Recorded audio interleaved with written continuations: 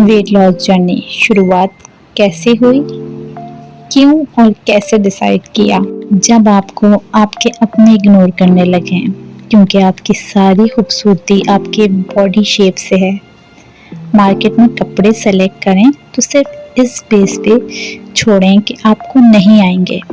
ये साइज, वो एम्बैरेसमेंट, इन सब ने मुझे इनकरेज किया।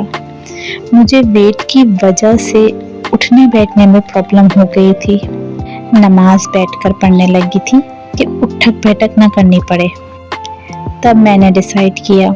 उस वक्त मेरे माइंड में डर था, वेट मशीन पे चढ़ने का डर था कि कहीं वेट लॉस ना हुआ, कहीं मैंने बीच में हिम्मत हार दी, क्विट कर दिया।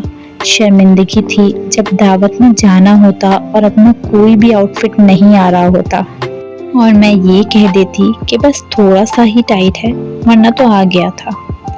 लेकिन अंदर ही अंदर फ्रस्ट्रेशन थी जो बढ़ती जा रही थी।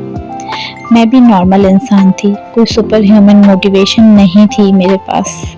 शुरुआत की गलतियाँ, क्रैश डाइट ट्राई की कि शायद भूखा रहने से, ना खाने से वज़न कम हो जाएगा। नतीजा, ओवर ईटिंग कर जाती, जो मिलता भूख की वजह से खा जाती। Secondly, social media influencers follow करके अनरियलिस्टिक एक्सपेक्टेशंस, क्योंकि हर इंसान का बॉडी टाइप, हेल्थ इश्यूज सब डिफरेंट है। किसी को कुछ सूट कर जाता है, किसी को नहीं। थर्ड, मैंने सोचा, जैसे मैंने सोशल मीडिया पे देखा 15 डेज में 7 kg लॉस। मैंने कैलकुलेट करना शुरू कर दिया अपने माइंड में कि इतने टाइम में मेरा वज़न कम हो जाएगा और रिजल्ट आ जाएगा। पर मेरी ये सोच गलत थी। रिजल्ट ओवरनाइट नहीं आता, ये सोच गलत है। स्टार्टिंग में बॉडी हमारी वार्म अप होती है और यूज्ड टू होने के बाद वेट लॉस स्टार्ट होता है। इसलिए एग्जैक्ट कहना कि 15 डेज में 7 kg, तो ये फ्रस्ट्रेशन लाएगा, दैट्स इट। जब मैं ये प्लान्स देख देख के थक गई और मेरा वज़न 1 या 2 kg कम होता, तब मेरी समझ में आ गई थी कि वज़न कम करना कंसिस्टेंसी और पेशेंस का नाम है।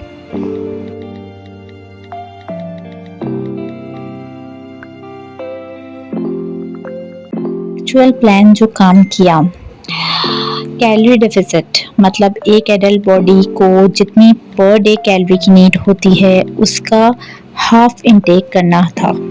सिंपल, जैसे एक फीमेल के लिए 2200 से 2400 कैलोरीज इनटेक नॉर्मल है और मेल में 3000 तक भी जा सकता है, डिपेंड करता है।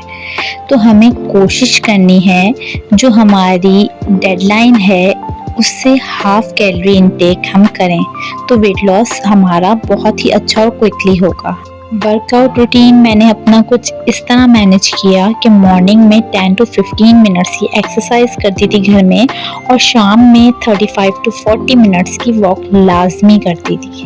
बात आती है कंसिस्टेंसी कैसे मेंटेन करी, डेली हैबिट्स को कैसे छोड़ा मैंने। सबसे मेन चीज़ और मुश्किल चीज़ ये है कि आपको ये सब एक दिन में नहीं, 2 दिन नहीं, बल्कि अपनी डेली रूटीन बना लेनी है।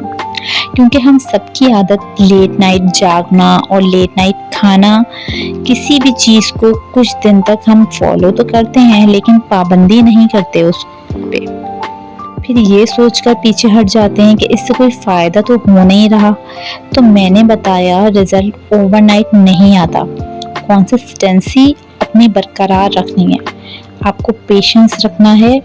काफ़ी दफ़ा ऐसा भी होता है कि लोग आपको बोलते हैं वेट तो लग नहीं रहा कम, फ़र्क तो पता नहीं चल रहा, पर फिर भी हमें किसी की बात पे कान नहीं धरने, बस अपनी स्ट्रगल पूरी ऑनेस्टी के साथ करनी है।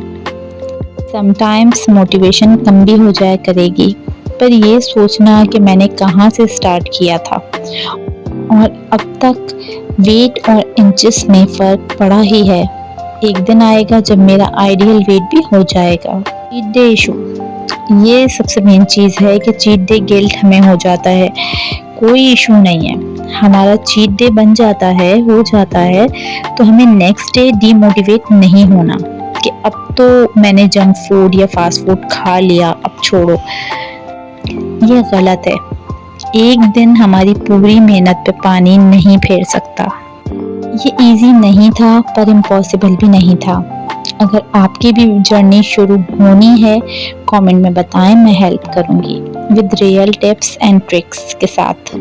वीडियो अच्छी लगी हो तो चैनल को लाइक, शेयर एंड सब्सक्राइब करना मत भूलिएगा, ताकि आप भी मेरी यूट्यूब फैमिली का हिस्सा बन सकें और ऐसे ही हेल्पफुल और इंफॉर्मेटिव वीडियोस आपको भी मिलती रहें।